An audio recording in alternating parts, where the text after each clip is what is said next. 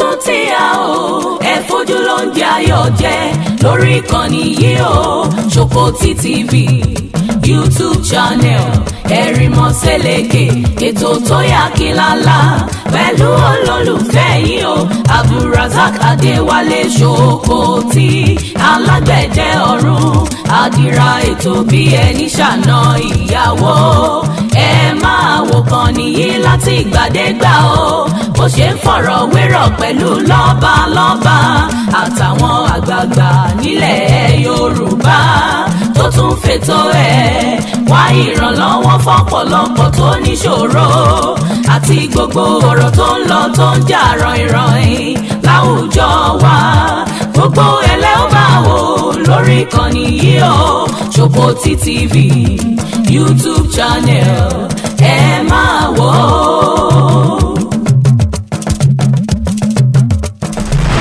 ètò yẹn tún lè yí ohun ìgbẹ́jọ́. Hello ẹ̀yin tèmi orúkọ tèmi ni Rose Odika. Yes, update kan rèé o ìgbẹ́jọ́ program ìgbẹ́jọ́ lórí Ṣòkòtì TV. Ẹ lọ wo àwọn episode tẹ́ máa gbádùn oríṣiríṣi episode ni lórí Ṣòkòtì TV. Ẹ lọ subscribe sórí Ṣòkòtì TV, ẹ like kẹ́dẹ̀ máa share. ìgbẹ́jọ́ wọ́n ti ń ṣú ẹ̀ lórí Ṣòkòtì TV. Ẹ máa gbádùn ẹ ṣé. The Yoruba people do not have any elements within their culture that promotes the raping and even any form of degradation of women. So this is an unplanned video and I didn't intend on making it. In fact, I was on my way out when I just said I should record this briefly. See, I have seen what has been happening with the Ozoro Festival in Delta State, I believe. And quite frankly, it is terrible to say the least. Nobody, and women especially, do not deserve that kind of treatment. But I wouldn't have needed to make this sort of video at this sensitive period, if not for the fact that I went on Twitter, now called X, and saw some people trying to link the Oro Festival with the Ozoro Mishap that happened in Delta State. So before we allow misconceptions to fly about the Yoruba people like we have always allowed in the past, we are in a transitioning period where such misrepresentation will not be tolerated from anyone, not even from a fellow Yoruba person. So about the Oro ceremony, at its core, the Oro ceremony is a ritualistic ceremony for the purification of a Yoruba society. You see, as an incredibly spiritual civilization, the Yoruba people did not only seek to find solutions in the physical world, so they perform some sacred acts most times to also seek for solutions and certain reactions in the spiritual world, and that is where the Oro comes in. Usually, the Oro ceremony is performed by a specific Egbe, and it is usually reserved for initiates. Now, as a purification ritualistic ceremony, it is necessary that everybody is indoor when it is being performed because it involves like a physical activity of chasing away bad spirits, chasing away evil, purifying the society, and ushering in a new era into the community. So definitely, there needs to be a curfew. And from my own experience, especially in Lagos, the curfew is not only restricted to women. It usually includes majority of the people within the society, like foreigners, women, and even indigents that might not be initiated of the Egbe performing the Oro ritualistic ceremony. So it has nothing to do with the degradation of women, and it definitely has nothing to do with rape. If it had anything to do with rape, there would have been documented instances of this. But I am sure none of you who are trying to link the Oro with the Ozoro Mishap that happened in Delta State can provide documentary evidence as to women being raped during the Oro. But does it even make sense? The Oro in itself, at its core, is a purification ceremony. How then will they indulge in something as unclean and unethical as raping a woman while trying to actively purify the society from bad omens that includes things like rape, theft, death, and all of those sort of evils in the society? So please, when sentiments are high, try and make sure your facts are accurate before you come and say things. Especially on Twitter, a lot of people are incredibly ignorant about these systems and you just come out to say anything. I don't know why you think you have to have an opinion about something that you do not have all the facts about. The Yoruba civilization has never indulged in the degradation of women. In fact, you'll find in the pre-colonial Yoruba society an abundance of social system that seeks to elevate women and incorporates them within the highest level of politics, policy making, and the economy of the state. The Yoruba civilization has never had a popular practice that undermines the role of women in society. That is why I try to say there is nothing like a Nigerian culture or Nigerian religion or Nigerian spirituality or Nigerian philosophy. We are distinctive people with different practices, and you lump us all together as though my ancestors were involved in such demonic practices. It's not so. In most Yoruba society, the Iyalode position is reserved exclusively for the women. In certain circumstances, she's even part of the Oyomisi that makes up the kingmakers of the Yoruba society. So in the global Western and Asian social and religious philosophy, we're still finding it difficult to incorporate women in the leadership of their system. The Yoruba people have incorporated women at the highest level of our spiritual system, and that is why we have Iyanifa. Within the Ifa philosophical system, there was an almost equivalent rule to that of the men. For the women in leadership, our ancestors have never ever been discriminatory towards women. And we do not have widespread Yoruba practices that seeks to undermine and humiliate women. It is not evident in our culture. If it is, bring it out for me, please. Let me see. I also saw some people trying to pass comments that the oral ceremony was used maliciously during the last general election, particularly in Lagos, to suppress voters' rights. And this claim might be true, but it doesn't have anything to do with the ideology behind the oral itself. It is simply bad actors using the sacred system to perpetrate evil, like it is done with any other social structure in the world. Point out a social structure that cannot be corrupted. So please, let us know what we are talking about. Let us try not to speak from a point of ignorance and foolishness, to be honest. If you do not know about something, try to study about it. You don't have to have an opinion on everything. You understand? You can sit some things out and say, I do not know enough. And honestly, if I am the last person standing, I will not allow anyone to go scot-free publishing misconceptions about the Yoruba social structures. I will make sure I debunk it. Consequently, I will make more elaborate videos about these things, but I just need to bring this one out because bad actors and misinformation agents are publishing those misinformation faster than I can release videos. So please, I enjoin you Yoruba people to make sure you debunk this thing. Do not join them in this nonsense. If you do not know your history, go and learn it so that you can know how to address it when conversations like this come up. Don't come from a place of ignorance to bash your social systems. If you are not a bastard.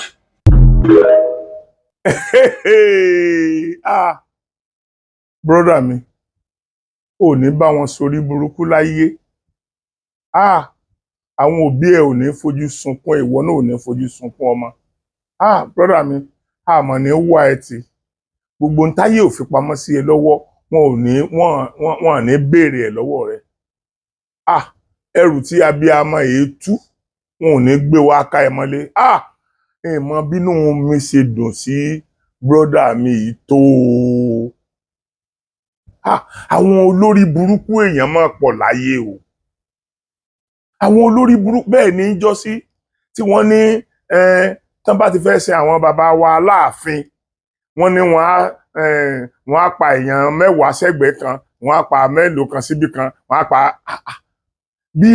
báwọn èèyàn ṣe é sọ̀tàn orí burúkú tí wọ́n wàá fẹ́ fi ọṣẹ yí àwa ọmọ kóòtù òjíire lára. Bí wọn bá tiẹ̀ sin Aláàfin kankan lójú wa rí, bàbá wa èyí tí wọ́n kú yẹn, wọ́n sin lójú wa, irú wa yìí náà à ń sọmọdé mà. Àdẹ̀ gbọ́ pé wọ́n sọ pé ọmọ kan nù ní Ọ̀yọ́ tí wọ́n pa tàbí tí wọ́n ní kan sin bàbá lọ. Àwọn èèyàn kan máa ń sọ ọ̀rọ̀ orí burúkú, wọ́n máa ń sọ̀rọ̀ bí olórí burúkú. Ẹ̀ẹ́dẹ̀ tó ráwọn ọmọ Yorùbá mi tí wọ́n mọ̀ bá wọn dá sí. Ṣùgbọ́n àwọn Yorùbá yẹn ni mò ń sọ fún yín wípé ẹsẹ̀ kan eruku ẹsẹ̀ kan ọ̀dà ni wọ́n. Tí bàbá ò bá jẹ́ Ìgbò, ìyá máa jẹ́ Ìgbò kí bàbá ó jẹ́ Yorùbá, tàbí kí ìyá ó jẹ́ kí bàbá ó jẹ́ Ìgbò kí ìyá ó jẹ́ Yorùbá, tàbí kí ọ̀kan nínú àwọn òbí kó jẹ́ Fúlàní kékejì ó jẹ́ Yorùbá. So àwọn olórí burúkú obìnrin tán máa ń rìnrìn kúrìn yẹn, gbogbo àwọn tẹ́ ẹ bá ti gbọ́ nǹkan tí ò bá ọ̀rọ̀ Yorùbá mu látẹnu wọn, tàbí tí wọ́n ń sọ gẹ́gẹ́ bí àṣà àwọn, ẹ ti mọ̀ pé irú àwọn tá à ń sọ̀rọ̀ ẹ̀ nìyẹn. Ẹ dákun, tí irú brọ́dà mi yìí bá lè dìde, ẹ̀yin alálẹ̀ mo mọ̀ dúpẹ́ lọ́wọ́ yín o. Ẹ̀yin alálẹ̀ mọ̀ ti bẹ̀rẹ̀ sí ní ṣe dáadáa fáwọn ìran ọmọ Yorùbá nítorí pé a ti fi yín sáàyè yín ajẹ́kẹ́ ẹ mọ̀ pa a mọ̀ pé ẹ̀ sísì adẹ̀jẹ́ ká mọ̀ wípé ẹ̀ ń dúró tì wá ní gbogbo ìgbà. So mo mọ̀ pé ló fún ẹ̀yin náà láǹfààní àti ṣe iṣẹ́ tó yẹ kẹ́ ẹ ṣe lẹ fi ń kó sí àwọn ọmọ ọkọ Yorùbá nú. Irú brọ́dà mi yìí yóò máa bẹ̀rù àti lè sọrú eléyìí tẹ́lẹ̀ ẹ wo èjì ẹ tó wò bó ṣe kàwé tó irú ẹ ó máa bẹ̀rù pé n ò sì ní wá kú kì í joyè ilé bàbá ẹ̀ n ò ní wá kú. Ṣé rí bírú àwọn brọ́dà mi yìí ṣe wà nínú ọkùnrin bẹ́ẹ̀ náà ni wọ́n wà nínú obìnrin. Màá sọ̀rọ̀ débi obìnrin kan náà torí pé tá a bá rántí ẹ rántí ìyá bàbá wa Fẹlá o ẹ rántí ìyá bàbá wa Fẹlá Aníkúlápó ẹ rántí àwọn obìnrin nílẹ̀ Yorùbá tí ó jẹ́ wípé Ọlọ́run lò wọ́n fún oríṣiríṣi nǹkan. So màá tún fi ọmọbìnrin alálùbáríkà tí ò ní sórí burúkú tá à ní wátì màá tún fi hàn yín. Ṣùgbọ́n ṣe rí àwọn ọmọ kóòtù òjíire iṣẹ́ mọ̀ ti dé iṣẹ́ mọ̀ ti bẹ̀rẹ̀ ẹ mọ̀ jẹ́ ká sùn. Ṣe mọ̀ pé àsìkò táwọn olórí burúkú yìí dá fún wa ó mọ̀ tí ń súnmọ́. Ibi àbàgbégi ọgbọ́n sí ẹjẹ́ àtú igi àbámọ̀ tí bá ń bẹ o. Chief Sunday Igboho Ọlọ́run ò ní fi iṣẹ́ tá a gbélé ẹ lọ́wọ́ yìí Ọlọ́run ò ní fi dójú tì ẹ́ ò ní gbèrè ìtìjú.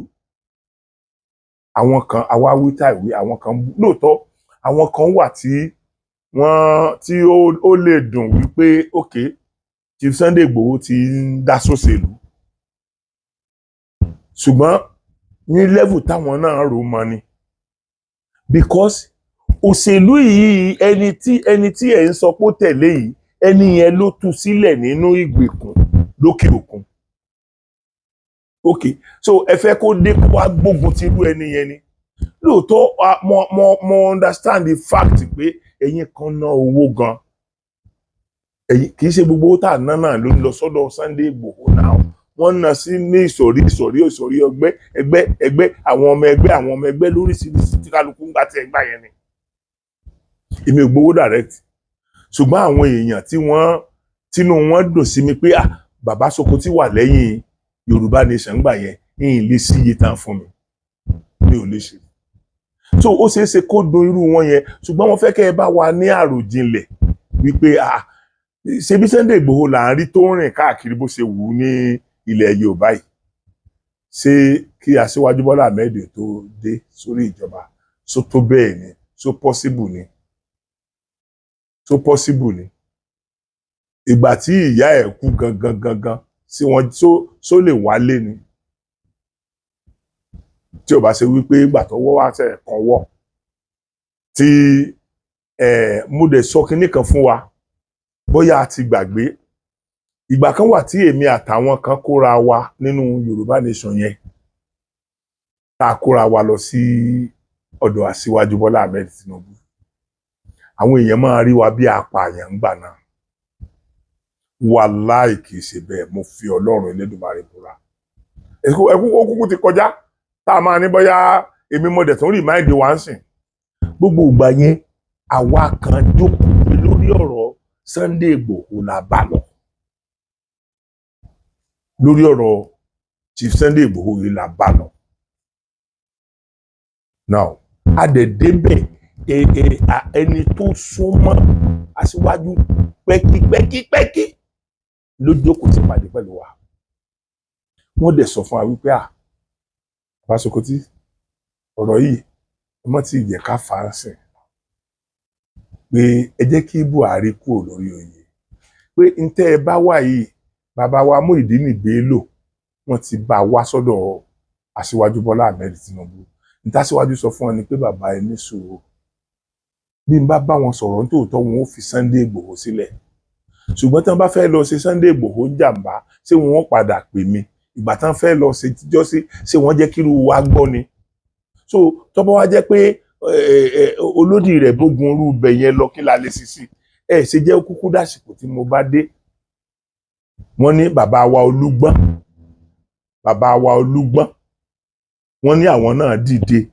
láti lè gbọ́n wọ́n ní wọ́n wá bá Aṣíwájú Bọ́lá Ahmed Tinubu wọ́n ní wọ́n bá Aṣíwájú Bọ́lá Ahmed Tinubu sọ̀rọ̀ lórí ọ̀rọ̀ Sunday Igboho wọ́n ní tí Aṣíwájú bá bàbá wa Olúgbọ́n sọ náà nìyẹn pé tí mo bá débẹ̀ tán tí mo bá dá a lẹ̀ màá lè protect ẹ̀ so ẹni tí àwọn èèyàn kò tí ì débẹ̀ ń gbà yẹn o òun náà ló padà wá sí tó lóun máa ṣe yìí o so táwọn èèyàn kan bá ń sọ̀rọ̀ ó máa ń dàbí ẹni pé wọ́n ń pa láẹnu ni kò sí èbútàn bu àtàǹgbà náà lọ ṣùgbọ́n a ṣáà dúpẹ́ ó ṣáà wọ́ lọ́tún ọwọ́ sósì ni ó ṣáà débi tá a fẹ́ kó dé mo kàn máa bẹ Chief Sunday Igboho ẹ má jẹ́ káwọn yẹn ó tì yín nínú ọ̀rọ̀ sísọ ẹ dákun ó kì í ṣe ẹni tí ẹnu gbọ́dọ̀ gbé mọ́ ó kì í ṣe ẹni tí ẹnu gbọ́dọ̀ gbé mọ́ àwọn tí wọ́n ń bínú pé ẹ ti di olóṣèlú ó ń ká wọn lára náà nítorí tó jọ wà lọ́kàn gbogbo wa tẹ́lẹ̀ bákan náà kọ́ ni gbogbo wa dẹ̀ ń ronú ìrònú yẹn ò lè papọ̀ yóò máa bára wọn díẹ̀díẹ̀ náà nígbà tá a bá ń explain fúnra wa ni tó bá ṣe pé ìrònú máa ń papọ̀ ni bá a ṣe pariwo Yorùbá nation tó ṣe bí Yorùbá nation ló yẹ ká wà lẹ́nu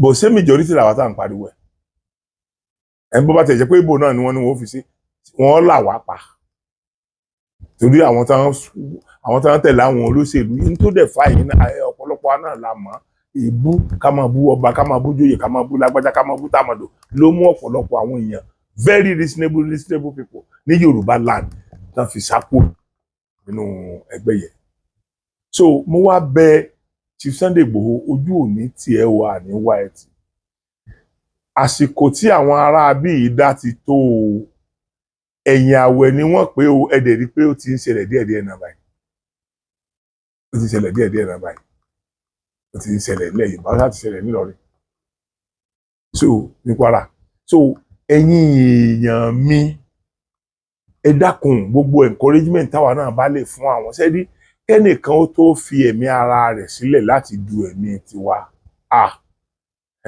ẹskísà ó yẹ ẹni tá a máa ń kan sára sí ni torí ẹ̀ ni mo fi máa ń fún àwọn sójà àwọn ọlọ́pàá nǹkan yẹn lé tó lè bá àtáàkì wa ọlọ́pàá láwọ̀ ọmọ pè pé ó yá ká máa bọ̀ ẹ máa bọ̀ ó lè rí àtáàkì wa ó gbébọn dání àwa aláyé àti pọlọ́pàá ní tá a fẹ́ kọ́lọ́pàá wá ṣe yẹ kí ló táwa ò lè ṣe fúnra wa. àbí ọlọ́pàá ní ẹ̀mí mẹ́rin tá a máa sọ pé yọba ti ẹgbẹ̀mí kan bẹ̀ yọ mọ̀ fi mẹ́ta yòókù yọ mọ̀ fi leave. ṣẹ́rí tó ń bẹ ńlẹ̀ yìí gbogbo wa fúnra wa tí gbogbo wa gbọ́dọ̀ mójútó ni. ẹkún tó yẹ káwọn èèyàn máa sún sí ẹkún báwo ni wọn ò ṣe ní rí wa pa ní. kẹ́nìkan má fi ọ̀rọ̀ ẹ̀sìn ẹ má fi ọ̀rọ̀ ẹ̀sìn ṣẹ́rí ọ̀rọ̀ ẹ̀sìn tí wọ́n ń jù síwájú yìí ṣe ẹ rántí pé tó bá ti di pé election sún mọ́ ọ̀rọ̀ ẹ̀sìn náà wọ́n fi dá wàhálà alẹ́ wọn ó ti bẹ̀rẹ̀ sí ní gbé sùmọ̀mí wọn lásìkò bá election bá ti ń súnmọ́ ni wọ́n máa ń pààyàn bí wọ́n ṣe ń pààyàn lọ́wọ́lọ́wọ́ ń sìn yẹn ṣẹ́rí pé ó tó ti increase bọ́n ṣe ń pààyàn ń sìn ó tó ti increase sí bọ́n ṣe ń pa wọ́n tẹ́lẹ̀ ọdún wo náà ti ju àdó olóró last àdó olóró náà jù yẹn adẹ̀ ń sọ fúnra wa pé kìíní ń bọ̀ kìíní lóòótọ́ kò sí tírú wa yìí lè ṣe àwọn tó bá wà lórí ipò náà la máa sọ fún ṣùgbọ́n àwọn gọ́fúnà wa ìmọ̀ tí mo lè sọ fọ́pọ̀lọpọ̀ wọn torí téèyàn ò bá ya ọmọ àlè nínú ìran Yorùbá wọn ò ní máa pa àwọn ọmọ Yorùbá báyìí kínú rẹ̀ ó sì máa dùn kó ní agbára kankan mọ́ lè lò irú èmi yìí ká ní agbára kan bẹ tọ́lọ̀ ń fún mi extraordinarily ẹ̀bá ti gbà mí lọ́gàá and that is the reason tá a fi gbọ́dọ̀ máa gbé òṣùbà fún irú Sunday Igboho yẹn torí pé lóòótọ́ ńgbà tí ó ní ìṣòro àwọn èèyàn ń dáwó ṣùgbọ́n kò bẹ̀rẹ̀ owó lọ́wọ́ anybody ńgbà tó lọ ọjà ogun yẹn náà torí pé a ti rí i pé ó kọjú sógun yóò fèsì ogun náà ni àwọn èèyàn tí wọ́n ń dá tọ́rọ́kọ́bọ̀ wípé òkè ká máa tẹ̀síwájú nínú kéré kọ́ lọ́hún sáfi gba àkóso ilẹ̀ tiwa fún wa èyí tó tún wá yà mí lẹ́nu jù mo tó rí ọmọbìnrin kan ẹ̀rù Ọlọ́run má bà mí o ẹ̀rù Ọlọ́run bà mí o ẹ wo ọmọbìnrin yìí ó rí jẹ ó rí mu ó tún kàwé o ẹ má ti jẹ́ kí n pọ́nlé ẹ jẹ́ kí n play nǹkan tó sọ kó tó di wípé màá wá sọ̀rọ̀ lórí ẹ̀. Yoruba conservative. I'm not liberal. You can call me a humanist when dealing with other people or other peoples. But when it comes to Yoruba, I'm not a liberal. I can be liberal with every other thing. Aspect of my humanity. But when it comes to Yoruba, I'm a conservative. Because you cannot be protecting yours and wanting to share mine. No. Oh, ní sórí burúkú. Unless you make yours available to me at equal, it must be equal sharing. As you want to share, the amount you want to share in mine, I must be able to share yours.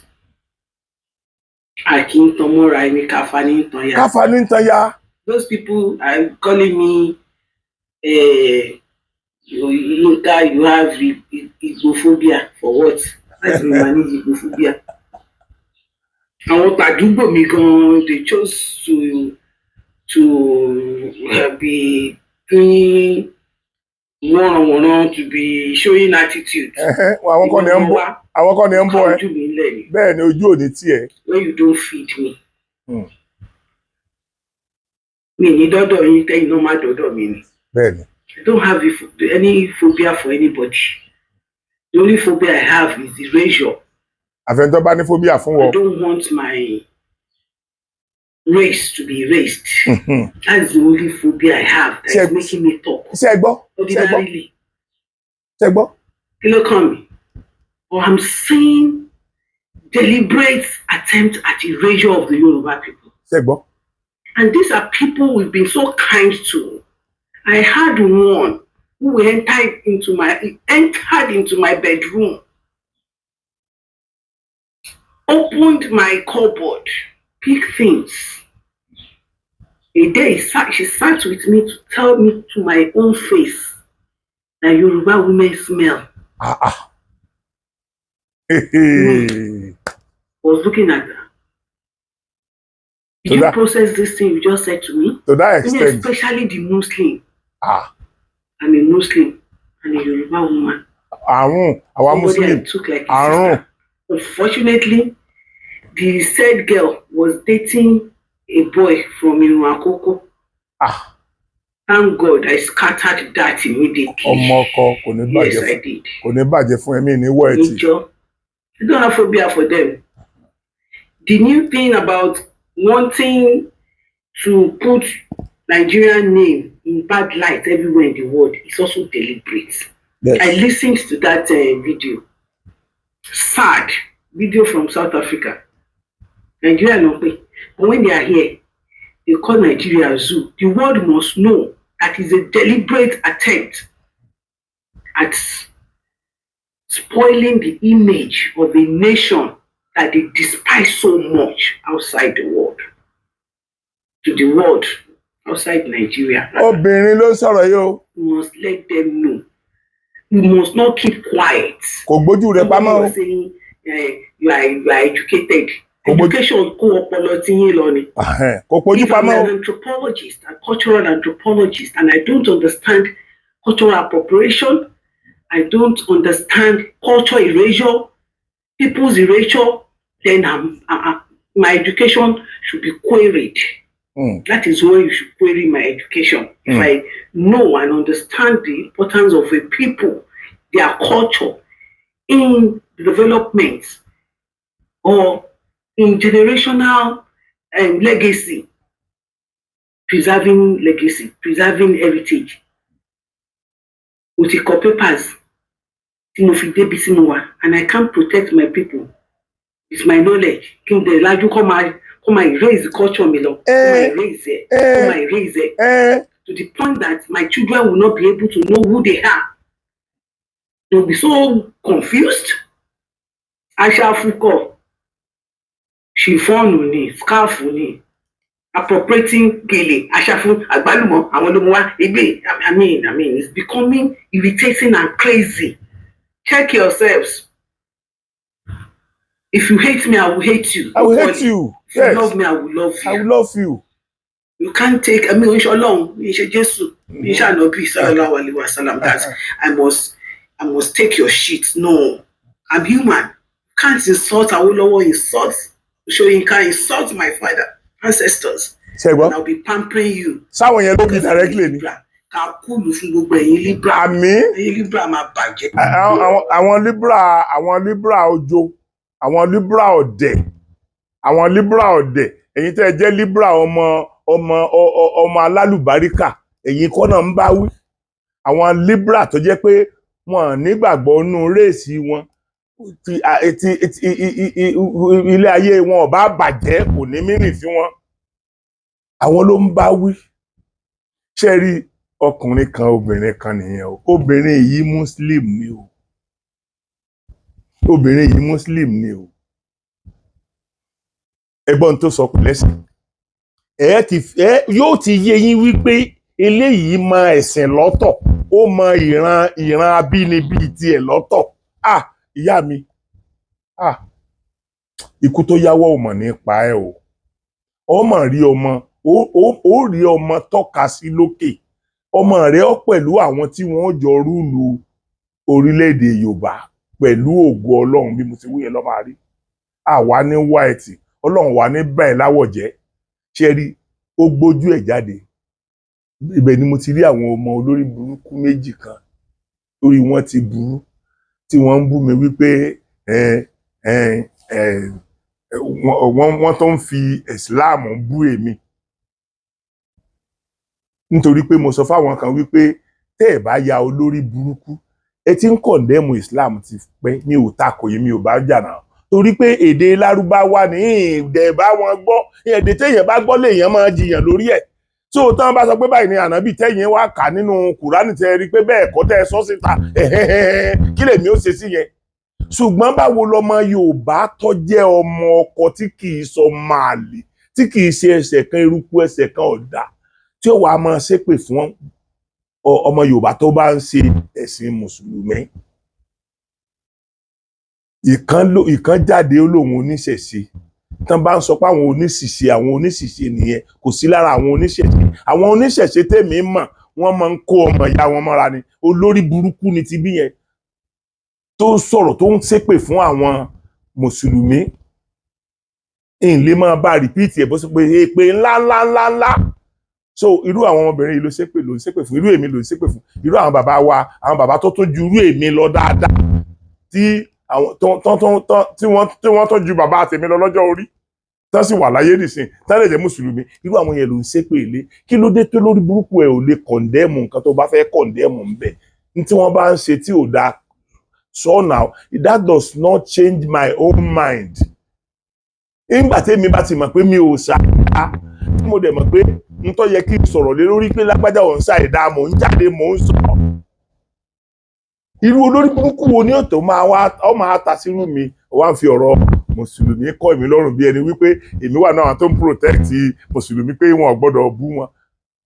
Mo dẹ̀ expect káwọn ẹlòmíín náà, àwọn oníṣẹ̀ṣe náà, tí wọ́n mọ̀ wípé nígbà tí kò tíì sí artist náà tó lè jáde láti condemn ẹ̀sìn Mùsùlùmí, support ẹ̀sìn ìṣẹ̀ṣe, èmi ni ẹni àkọ́kọ́ tó kọ́kọ́ jáde, èmi ni onítíátà àkọ́kọ́ tó kọ́kọ́ jáde. Torí pé ìyàwó mi àtàwọn ọmọ mi gan ẹ̀rù ń bà wọ́n, tán ń wọ̀nù mi. Mi ò dẹ̀ ti torí ẹ̀ stop látọdún tí mo ti bẹ̀rẹ̀ di sí. Kì í sọdún kan mo ti bẹ̀rẹ̀ sí ní sọ̀rọ̀ yẹn Mùsùlùmí náà pẹ̀lú tẹ́ fi wá ṣe. Pẹ̀lú gbogbo àdánwò tẹ́ ń kó sí ilé ayé wa. Ẹ ń ká àdánwò sí ilé ayé wa. Mo dẹ̀ mọ̀ pé gbogbo wọn tó bá jẹ́ wípé n tó ń ṣe tí ń fa ìran Yorùbá sẹ́yìn ni ò ní lọ wájú láéláé. Ọlọ́run ní jọ́rọ̀ rẹ ẹnu rẹ ó tọrọ láwùjọ. Tó bá ti jẹ́ pé nǹkan tó ń ṣe nǹkan tí ó pa àwa ni ọ̀rọ̀ sẹ̀ríà ṣé mi wà náà tó ń sọ̀pọ́tì sẹ̀ríà ni ta ló kọ́kọ́ gbógun sí sẹ̀ríà lórí íńtánẹ́ẹ̀tì èmi náà ni pé ẹ ṣe máa wá fi sẹ̀ríà disturb tiwa ńlẹ̀ Yorùbá for what kí ló dé ìran ni àwọn tó ń ṣe sẹ̀ríà àṣà tí wọ́n nìyẹn àṣà àti ṣe tí wọ́n nìyẹn ẹ ṣe máa wá ok ẹ kúkú ti ṣe ní tó yẹ ẹ tẹ́ fẹ́ ṣe fún wa tẹ́lẹ̀ ẹ ti ṣe ẹ ti kó alẹ́ rúrí ẹ ti tà wá fún kinní kan ẹ ti ṣe gbá ẹ ti ṣàwo bọ̀ tí ń ṣe tọ́lọ́run wá jẹ́ kí àwọn onílẹ̀ dìde tí wọ́n wá fẹ́ gbìjà ara wọn tán wá ń gbìjà ara wọn lọ́wọ́ tọ́lọ́run wá jẹ́ wọn ó kó sírú èmi nú àtàwọn èèyàn kọ̀ọ̀kan táwa wá ń sọ ohun tó jòòtọ́ ọ̀rọ̀ fún yín àtún wá rí oníṣẹ̀ṣe kan a rí oníṣẹ̀ṣe kan láàrin àwọn oníṣẹ̀ṣe gidi tí ó wá jáde tí ó máa tako ìlú èmi àwọn méjì ni wọ́n sọ̀rọ̀ yẹn lórí kí náà koroko ẹ̀ messages àwọn méjì ṣùgbọ́n ní tí èjé kí n sọ̀rọ̀ ńgbà míì náà ni wípé ńgbà tí èèyàn méjì bá sọ̀rọ̀ tí ò dá nípa mi bóyá ẹ jẹ́ kí n sọ pé 70 làwọn tí wọ́n give comment téèyàn méjì nù 70 tó sọ contraries sí tí àwọn táwọn èèyàn téèyàn méjì sọ ohun tí ò dá sí tí mo ṣe nínú 70 yẹn tí àwọn 68 sọ tí wọ́n ń praise mi lórí ẹ̀ tó yẹ kí n dá àwọn ilé lọ ṣùgbọ́n tá a bá dá wọn lóhùn tí wọ́n bá ń sọ ọ́ta nìkan làwọn ọmọ wa ọmọ gbọ́ kì í ṣèmi ni wọ́n lè sọrú yẹn confuse mọ́ but àwọn ọmọ wa wà confused tí wọ́n bá ń gbọ́ kan láti ibì kan tán gbọ́ lẹ́nu tiwa ká máa káńtà ẹ̀ pé eléyìí tí wọ́n sọ yẹn kò rí bẹ́ẹ̀ báyìí lórí o iṣẹ́ tèmi mọ̀ pé mò ń ṣe nìyẹn tí mo lè mọ̀ pé àwọn Yorùbá ń tì mí lẹ́yìn torí wọn jẹ́ ká ti jẹ àti mú mi wọn jẹ́ kó nira ẹ wo àwọn èèyàn kan sọ wípé ọ̀rọ̀ ti mùsùlùmí nìkan ni mò ń sọ mi ò sọ ti kristẹni báwo ni mi ò ṣe lè sọ ti kristẹni kí ló mọ̀ mi tí mi ò ní lè sọ ti kristẹni mọ problem tí mo ní ẹyọ kan ni òun náà ni pé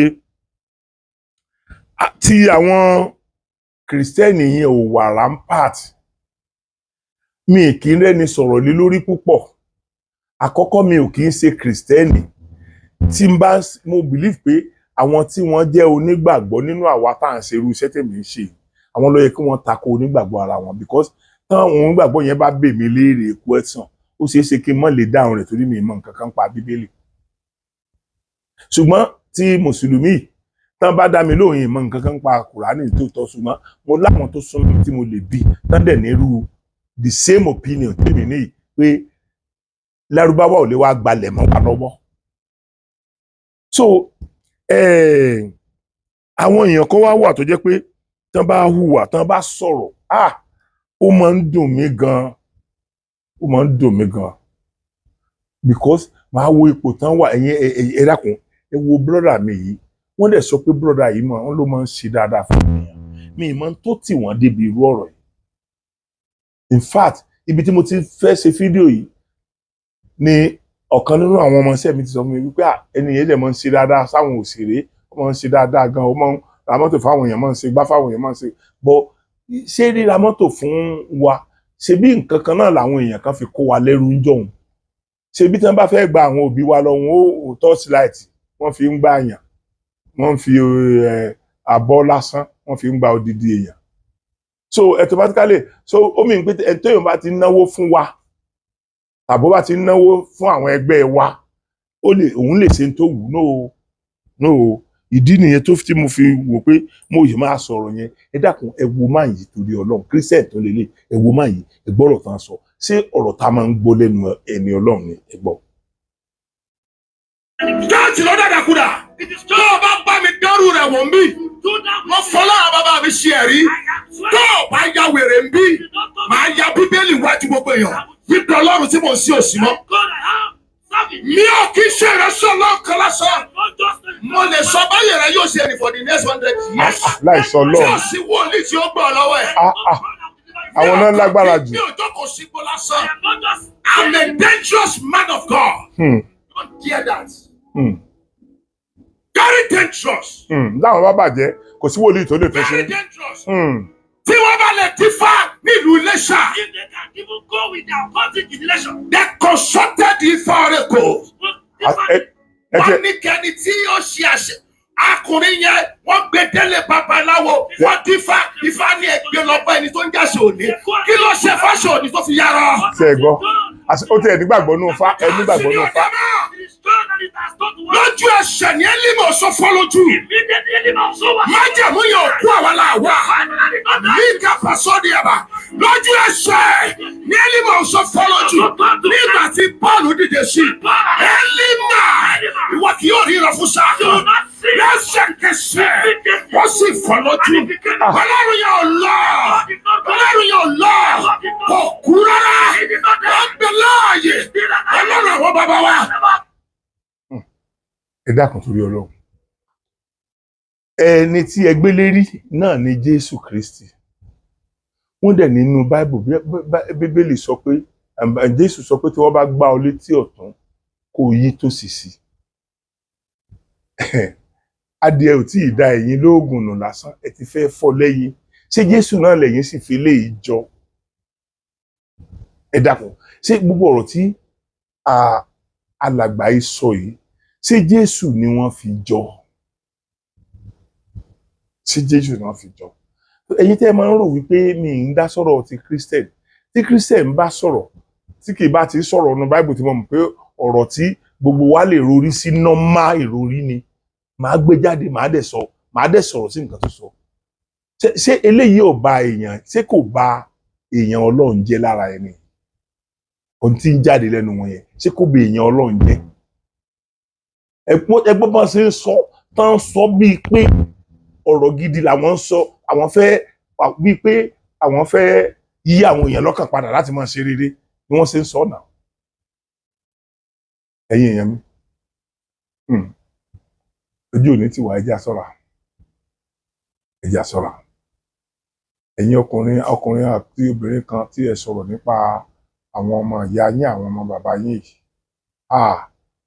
wọn ní fi yín sí ẹrù àrùká o ayé ò ní tọrọ owó fún yín lórí íńtánẹ́ẹ̀tì o àwọ̀ ẹ̀yin méjèèjì tó fáìn burúkú yẹn kò ní bàjẹ́ o wọn ní bà yín láwọ̀ jẹ́ o àtọkùnrin àtobìnrin ọmọbìnrin tó sọ̀rọ̀ nípa Yorùbá rèé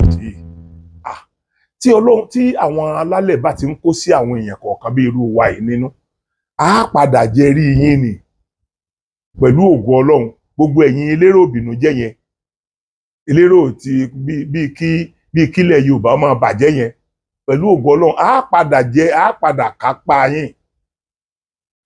kápá yín ẹ̀yin èèyàn ẹ lọ máa bá mi wo ìránṣẹ́ conflict resolution ẹ lọ wòye tó jáde ní ọjọ́ Saturday tó lọ yìí mìíràn tó jáde ní ọjọ́ Saturday tí ń bọ̀ ẹ̀yin èèyàn mo fẹ́ kí ẹ máa bá mi wò ẹ bá mi wò ẹ̀yin náà kọ́mẹ̀ntì ẹ sọ̀rọ̀ lórí tí mò ń ṣe ẹ bóyá tó dáa ni in the other way round náà mo tó ń tọ́lé ayé Yorùbá sí lọ́nà yẹn náà in the other way round lórí pé mo sì wà lórí àtúnṣe lórí ìran ọmọ Yorùbá yìí náà sí